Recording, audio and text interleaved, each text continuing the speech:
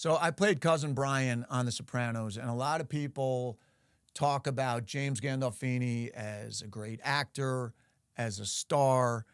I got a story about him just as a human that is probably my most memorable story. I shot the bulk of my stuff with him in 2002. Probably did my last thing with him in 2004 or five. It was from season five, and then didn't see him, period. My buddy Chris Messina was doing the newsroom for HBO in maybe 2012 ish. And Gandolfini had done a play with Jeff Daniels, who was the lead of the newsroom. So he was at the premiere. Chris invited me to the premiere. And we're standing there hanging out after they screened an episode or something.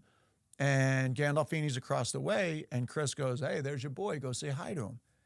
And I was like, like he was great to me. We shot a lot of stuff together, but it's been like a decade, and he's obviously a huge star. He's done a lot of stuff. He's worked with a lot of people.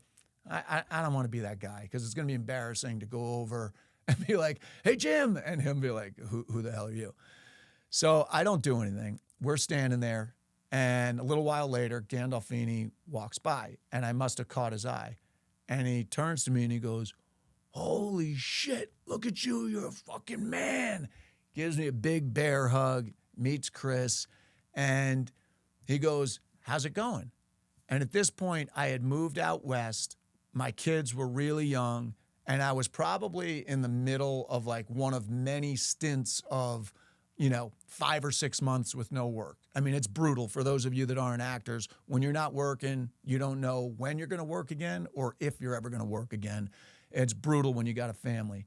And so he says, "How's it going?" And I was like, didn't want to show him that I was struggling. And I was like, "It's good, it's going good." Like I like raised my voice like an octave trying to like cover. And he must have known. He just plants his feet. It's like all the hoopla of the premiere. He just zeroed in and puts his hand on my shoulder and he goes, "It's tough. This business is really tough, especially when you have kids."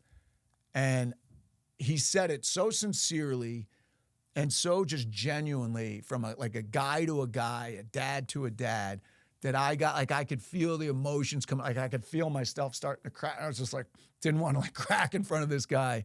And I was like, yeah, and held it together. And he's like, just stay with it. Walks away, and Chris goes, "Man, I always thought he was a great actor, but I love that guy."